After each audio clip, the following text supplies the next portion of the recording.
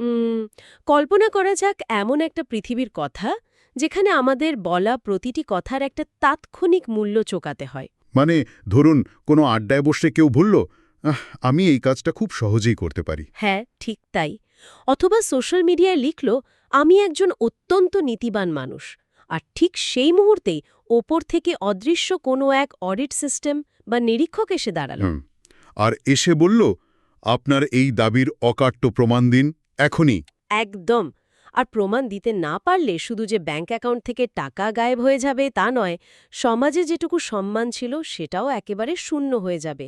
শুনতে হয়তো কোনো সাইফাই সিনেমার প্লট মনে হচ্ছে, তাই না? আহ, তা তো বটেই। কিন্তু বাস্তবে আমাদের প্রতিদিনের জীবনে আমরা যত কথা বলি, যত দাবি করি, তার পেছনের অদৃশ্য হিসাব নিকাশটা কিন্তু ঠিক এমনই। আর আজকের এই গভীর বিশ্লেষণে আমরা ঠিক এই বিষয়টা নিয়েই আলোচনা করব। আমাদের আজকের উৎস হল the secret weight of truthful claims নামক একটি চমৎকার এবং চিন্তাদায়ক লেখার বিশেষ অংশ। হ্যাঁ, লেখাটা সত্যি খুব ইন্টারেস্টিং। আমাদের মূল মিশন হল এই বিষয়টির একেবারে শেকড়ে গিয়ে অনুসন্ধান করা, মানে কেন একটি সাধারণ দাবি বা ক্লেম কেবল কিছু এলোমেলো শব্দগুচ্ছ নয়, বরং এর সাথে বিশাল এক আধ্যাত্মিক দায়িত্ব আর ভয়াবহ জবাবদিহিতা জড়িয়ে আছে। তো চলুন বিষয়টা একটু খুলে দেখা যাক। আজকের এই আলোচনাটি সত্যি খুব রোমাঞ্চকর হতে যাচ্ছে। কারণ আমরা সাধারণত মনে করি যে কেবল কোনো আইনি নথিতে সই করলেই আমাদের জবাবদিহিতা তৈরি হয়। হ্যাঁ, কোর্টের অ্যাফিডেভিট বা চুক্তিনামার মতো আর কি। ঠিক।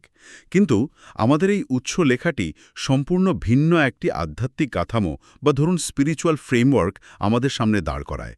উৎসটি একেবারে শুরুতেই অত্যন্ত শক্তিশালী এবং কোনো ক্ষেত্রে বেশ চমকে দেওয়ার মতো একটা সীমারেখা টেনে দিয়েছে। বাপরে, চমটে দেওয়ার মতো সীমারেখা, সেটা কেমন? লেখাটিতে স্পষ্টভাবে বলা হয়েছে যে বাস্তবে কোনো কিছুর দাবি করার প্রকৃত অধিকার কেবল রাসূলুল্লাহ সাল্লাল্লাহু আলাইহি ওয়াসাল্লাম, ইমামদের এবং প্রকৃত সত্যবাদীদের রয়েছে। তার মানে সাধারণ মানুষের জন্য ব্যাপারটা বেশ কঠিন। একদম। এর বাইরে কেউ যখন অযৌক্তিকভাবে কোনো দাবি করে বসে, তখন তাকে অত্যন্ত কঠোর একটা দৃষ্টিকোণ থেকে বিচার করা হয়। একটু দাঁড়ান, এখানে আমার একটা বড় খটকা লাগছে। মানে দাবি করার অধিকারটাকে একেবারে এতটা সংরক্ষিত বা সীমাবদ্ধ করে দেওয়া হলো কেন? কারণ এর পেছনের দায়ভারটা অনেক বড়। কিন্তু আধুনিক যুগে তো আমরা সারাক্ষণই নিজেদের প্রমোট করছি, তাই না? কর্পোরেট দুনিয়ায় তো একটা কথাই আছে, fake it till you make it. হ্যাঁ, সফল হওয়ার আগ পর্যন্ত সফল হওয়ার ভান করো। ঠিক। ইন্টারভিউ বোর্ডে চাকরি পাওয়ার জন্য হয়তো কেউ নিজের দক্ষতা নিয়ে একটু বাড়িয়ে বলল। এখন উৎসটি কি এই ধরনের সাধারণ বাড়িয়ে বলাকেও চরম কোনো অপরাধ হিসেবে দেখছে? এটা কি একটু বেশি কঠোর হয়ে গেল না? আপনার এই প্রশ্নটা খুবই যৌক্তিক। আর ঠিক এই জায়গাতেই আমাদের একটু গভীরে যেতে হবে। আধুনিক সমাজের এই fake it till you make it ধারণাটি মূলত দক্ষতা অর্জনের একটা কৌশল হিসেবে দেখা হয়। হ্যাঁ, সবাই তো সেটাই মনে করে। কিন্তু আমাদের আজকের উৎসটি দক্ষতা নয়, বরং অস্তিত্ব বা বিইংয়ের জায়গায় আঘাত করছে। উৎসটি মিথ্যা দাবিকারীকে সরাসরি ইবলিসের সাথে তুলনা করেছে। বাপরে, সরাসরি ইবলিসের সাথে তুলনা! এটা তো সাংঘাতিক কথা। কিন্তু কেন? এই আধ্যাত্মিক কাঠামোর ভেতরে যদি আমরা দেখি, ইবলিসের মূল সমস্যা কিন্তু স্রষ্টার অস্তিত্বে অবিশ্বাস করা ছিল না। সে খুব ভালো করেই জানত স্রষ্টা আছেন। হুম, তার সমস্যাটা তাহলে অন্য জায়গায় ছিল। একদম। তার মূল পতন হয়েছিল একটি মিথ্যা দাবির কারণে, অহংকারের দাবি। সে দাবি করেছিল, আমি শ্রেষ্ঠ। সে এমন একটি মর্যাদার দাবি করেছিল যা আসলে তাকে দেওয়া হয়নি। বুঝতে পারছি। তার মানে আপনি বলছেন, যখন কেউ এমন কোনো গুণ বা অধিকারের দাবি করে যা তার ভেতরে আসলে নেই, তখন সে কেবল একটি নিরীহ মিথ্যা বলছে না, না, মোটেও নিরীহ কিছু নয়। সে আসলে মহাজাগতিক একটা বাস্তবতাকে অস্বীকার করছে। আমি যদি একটা উপমা দিই, ধরুন কেউ একজন জীবনে কোনোদিন মেডিকেল কলেজে পড়েনি বা সার্জারি শেখেনি, আচ্ছা। কিন্তু সে একটা সাদা অ্যাপ্রন করে, গলায় দামি স্টেথোস্কোপ ঝুলিয়ে নিজেকে একজন বিশেষজ্ঞ কার্ডিয়াক সার্জন হিসেবে দাবি করছে। এটা তো শুধু একটা সাধারণ মিথ্যে নয়, এটা তো রোগীদের জীবন নিয়ে এক ভয়ঙ্কর প্রতারণা। হ্যাঁ, সে এমন একটা জায়গায় নিজেকে বসাচ্ছে যে জায়গার কোনো যোগ্যতাই তার নেই। অসাধারণ একটি উপমা দিয়েছেন। ওই ভুয়া সার্জনের ব্যাপারটা দিয়ে এই আধ্যাত্মিক তত্ত্বের মূল জায়গাটা খুব সহজে ব্যাখ্যা করা যায়। তাই নাকি? কিভাবে? উৎস অনুযায়ী যে ব্যক্তি এমন কোনো কিছুর দাবি করে যা তার জন্য বৈধ নয়, সে হয়তো বাইরের দিক থেকে নিজেকে খুব ধার্মিক, সৎ বা যোগ্য হিসাবে উপস্থাপন করছে। সে হয়তো এমন ভাব দেখাচ্ছে যেন সে সমাজের সব নিয়মকানুন মেনে চলে। বাইরে ফিটফাট আর কি। ঠিক, কিন্তু বাস্তবে তার অন্তরে সে আল্লাহর সাথে তর্ক করছে। একটু দাঁড়ান, অন্তরে তর্ক করছে, এই বিষয়টা একটু পরিষ্কার করা দরকার। মানে বাইরের ধার্মিকতা বা সততার ভান করা আর ভেতরের তর্কের এই বৈপরীত্যটা ঠিক কিভাবে কাজ করে? স্রষ্টার সাথে তর্ক করার বিষয়টা তো বেশ গুরুত্বপূর্ণ। কারণ মহাবিশ্বের প্রতিটি মানুষের জন্য একটি নির্দিষ্ট অবস্থান বা বাস্তবতা নির্ধারিত আছে।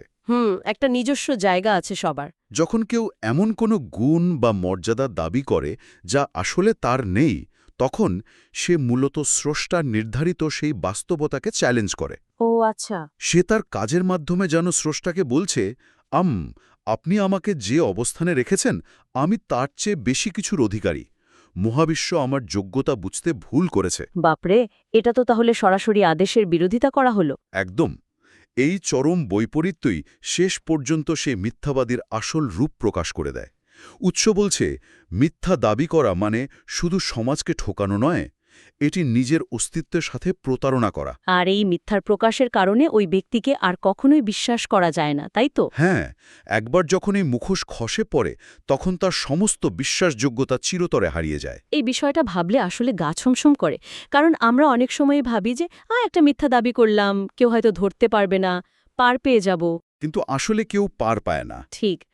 উৎসটি বলছে যে এই মিথ্যা দাবির মাধ্যমে সে মূলত নিজের জন্যই একটা ভয়ঙ্কর ফাঁদ পাচ্ছে। লেখাজিকে স্পষ্ট বলা হয়েছে, যে কোনো কিছু দাবি করে যা তার জন্য বৈধ নয়, সে মূলত নিজের জন্য দুঃখ দুর্দশার দরজা খুলে দেয়। একদম নিজের হাতেই নিজের বিপদ ডেকে আনে। এখন আমার সবচেয়ে বড় প্রশ্ন হল, এই দুঃখ দুর্দশাটা ঠিক কিভাবে আসে? মহাবিশ্ব কি আসলেই কোনো অডিট সিস্টেম বা নিরীক্ষা ব্যবস্থা চালিয়ে আমাদের দাবির সত্যতা যাচাই করে? মানে বাধ্যবাধকতার প্রক্রিয়াটি আসলে কেমন হয়? হ্যাঁ, এই অডিট সিস্টেম বা নিরীক্ষা ব্যবস্থাটা অত্যন্ত নিখুঁত। যদি আমরা বিষয়টিকে বৃহত্তর প্রেক্ষাপটে দেখি তাহলে বুঝতে পারব যে মহাবিশ্বের একটা নিজস্ব ভারসাম্য আছে। অনেকটা পদার্থবিজ্ঞানের সূত্রের মতো। ঠিক বলেছেন। পদার্থবিজ্ঞানে যেমন বলা হয় শূন্য থেকে কোনো শক্তি সৃষ্টি করা যায় না, আধ্যাত্মিক বা সামাজিক জগতেও ঠিক তাই। মিথ্যা দাবি হল শূন্য থেকে কিছু তৈরি করার চেষ্টা, যার কোনো বাস্তব ভিত্তি নেই। আপনার কাছে সত্যের কোনো পুঁজি নেই, কিন্তু আপনি বিশাল এক সম্পদের দাবি করে বসছেন। এই প্রক্রিয়াটি বোঝার জন্য আমরা ব্যাংকের চেকের একটা উদাহরণ টানতে পারি। ব্যাংকের চেক? সেটা কিভাবে? মিথ্যা দাবি করা মানে হলো এমন একটি ফাঁকা চেক ইস্যু করা যার ব্যাংক অ্যাকাউন্টে কোনো ব্যালেন্স নেই। ও, অসাধারণ একটা অ্যানালজি। মানে আমি নিজেকে অনেক বড় জ্ঞানী বা সৎ হিসেবে দাবি করে একটা ফাঁকা চেক সই করে দিলাম। একদম তাই। যখন আমি চেকটা কাউকে দিচ্ছি তখন হয়তো চারপাশের মানুষ ভাবছে আমি অনেক ধনী বা গুণী। সাময়িকভাবে আমি হয়তো সম্মান বা সুবিধাও পেয়ে গেলাম। কিন্তু এখানে তো একটা বড় ফাঁকি আছে। ঠিক ধরেছেন। সাময়িক সুবিধা পেলেও ওই চেকটা তো একসময় না একসময় ব্যাংকে জমা পড়বেই। মহাবিশ্ব বা সমাজ কোনো না কোনো দিন সেই চেকের ক্যাশ চাইতে আসবেই। মানে একদিন না একদিন তো ধরা পড়তেই হবে। হ্যাঁ, আমাদের উৎস ঠিক এই কথাটাই বলছে। বলা হয়েছে যে কেউ কোনো কিছু দাবি করে তাকে সন্দেহাতীতভাবে জিজ্ঞাসা করা হবে স্পষ্ট প্রমাণের জন্য। এই প্রমাণের জন্য জিজ্ঞাসা করাটাই হলো সেই চেক ব্যাংকে জমা পড়ার মুহূর্ত। একদম। জীবন এমন কোনো পরিস্থিতি তৈরি করবে যেখানে আপনার ওই দাবির প্রমাণ দিতে হবে। আর তখনই চেকটা বাউন্স করবে, কারণ অ্যাকাউন্টে তো সত্যের কোনো ব্যালেন্স নেই। ঠিক বলেছেন। ধরুন কেউ দাবি করল যে সে চরম বিপদের সময়ও খুব শান্ত থাকতে পারে। এটা তার একটা মৌখিক দাবি। এরপর একদিন সত্যিই একটা বড় সংকট এলো। এটাই হলো সেই ব্যাংক টেলার যে চেকটা ক্যাশ করতে এসেছে। হ্যাঁ, তখন যদি লোকটা ভয়ে চিৎকার শুরু করে বা পালিয়ে যায়, তার মানে তার দাবির চেকটা বাউন্স করল। একদম নিখুঁত বিশ্লেষণ। এবং এই চেক বাউন্স করার পরিণতি কি? লেখাটিতে খুব তীক্ষ্ণ এবং ভারী দুটি শব্দ ব্যবহার করা হয়েছে, যার মাধ্যমে দেখানো হবে যে সে দেউলিয়া এবং অপমানিত। এই দেউলিয়া এবং অপমানিত হওয়া শব্দ দুটো আসলেই অনেক গভীর অর্থ বহন করে। কারণ দেউলিয়া মানে কিন্তু শুধু আগের অবস্থায় ফিরে যাওয়া নয়। না, বিষয়টা এত সহজ নয়। ধরুন আমার কাছে টাকা ছিল না, আমি আবার শূন্যতে ফিরে গেলাম, ব্যাপারটা কিন্তু তা নয়। দেউলিয়া মানে হলো আপনার কাছে যা ছিল সব শেষ এবং আপনি এখন ঋণগ্রস্ত। একদম। মিথ্যা দাবিকারী যখন প্রমাণের মুখোমুখি হয় তখন সে শুধু মিথ্যেবাদী হিসেবেই ধরা পড়ে না, সমাজে তার আগের যতটুকু আত্মসম্মান বা বিশ্বাসযোগ্যতা ছিল সেটাও সে চিরতরে হারিয়ে ফেলে। যাকে আমরা আধুনিক ভাষায় বলতে পারি তার সোশ্যাল ক্রেডিট স্কোর একেবারে ধ্বংস হয়ে যায়। হ্যাঁ, মানসিক এবং আধ্যাত্মিক দৃষ্টিকোণ থেকে সে একেবারেই নিঃস্ব হয়ে পড়ে। এবং সবচেয়ে মর্মান্তিক বিষয়টা হলো এই দেউলিয়াত্ব থেকে বাঁচার কোনো উপায় তার থাকে না, কারণ সে নিজেই নিজের জন্য এই দুঃখ দুর্দশার দরজাটি খুলেছে ওই অযৌক্তিক দাবিটি করার মাধ্যমে। কেউ তাকে জোর করে এই পথে ঠেলে দেয়নি। নিজের বিপদ নিজেই ডেকে আনা আর কি।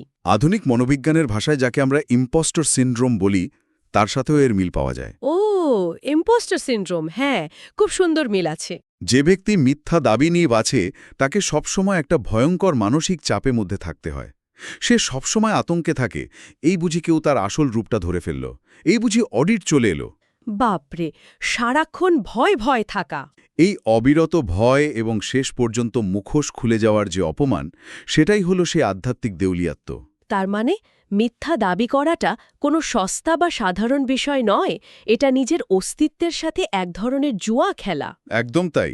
কিন্তু আমরা তো আলোচনার একটা দিক দেখলাম যেখানে মিথ্যা দাবিকারীদের চরম পতন আর পদে পদে প্রমাণের জন্য অপমানিত হওয়ার দৃশ্য উঠে এসেছে।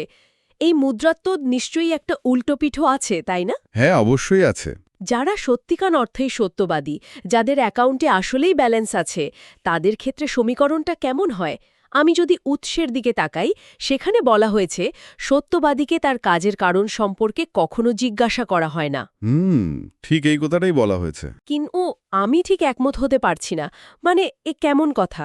আমরা তো এমন এক পৃথিবীতে বাস করি যেখানে সবাইকেই কোনো না কোনোভাবে জবাবদিহি করতে হয়। তাহলে সত্যবাদীকে কেন প্রমাণ দিতে হবে না? এটা কিভাবে সম্ভব?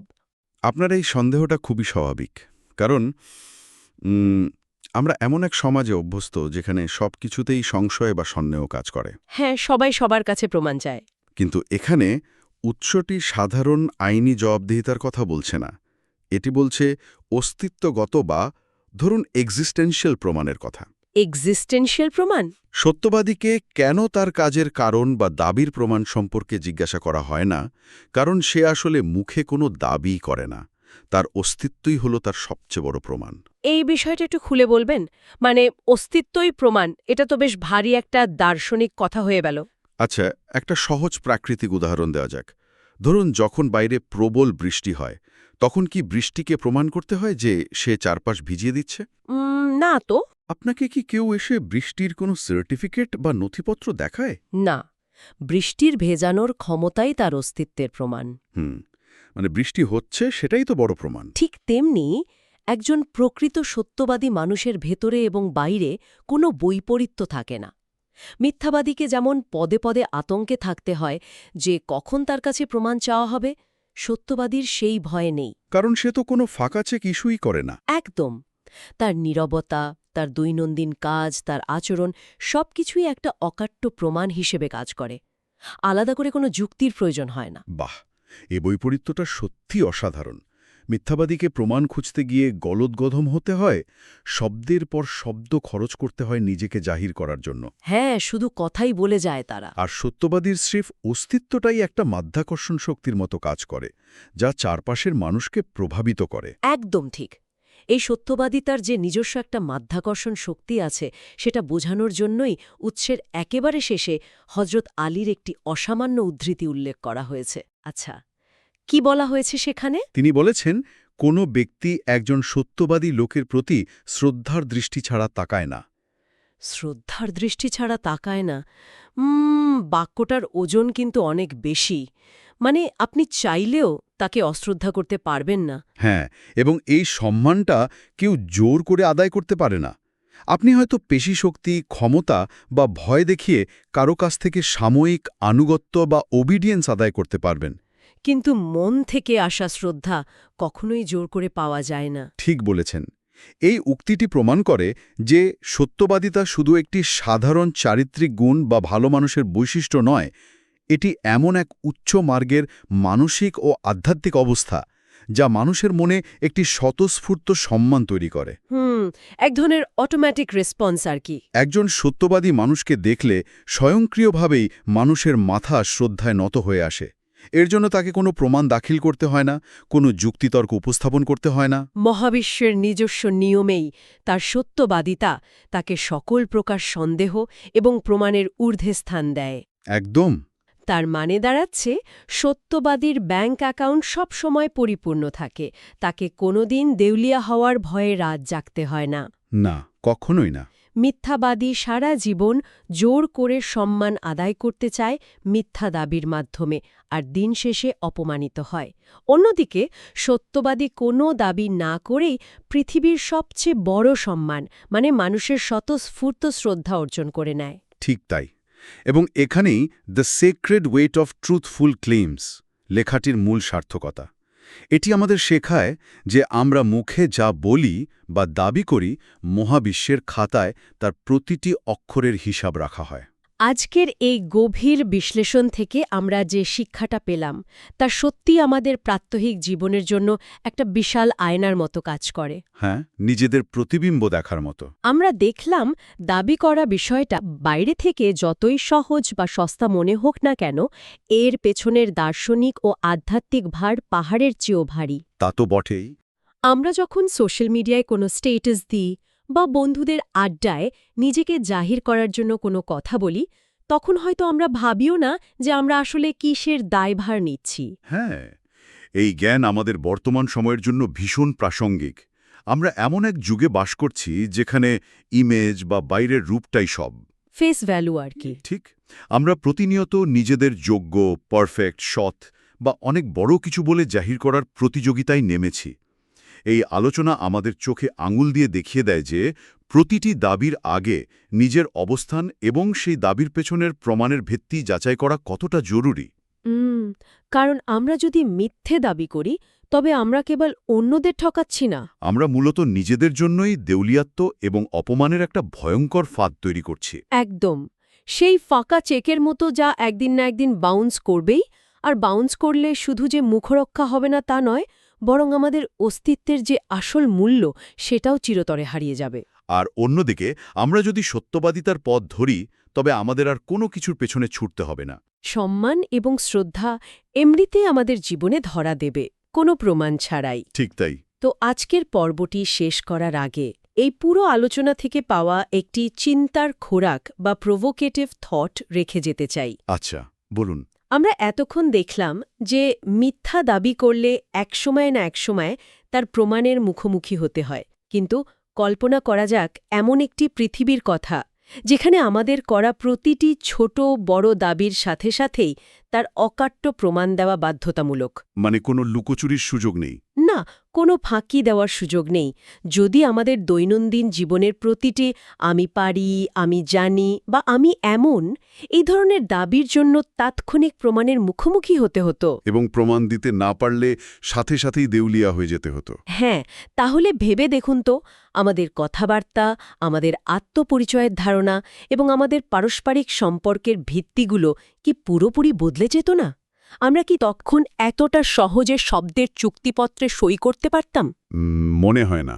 নাকি আমরা সবাই অনেক বেশি নীরব, অনেক বেশি সতর্ক এবং অনেক বেশি খাঁটি হয়ে যেতাম? ভেবে দেখবেন বিষয়টা। আজকের মতো আমাদের গভীর বিশ্লেষণ এখানেই শেষ করছি। কথা হবে পরবর্তীতে নতুন কোনো বিষয় নিয়ে।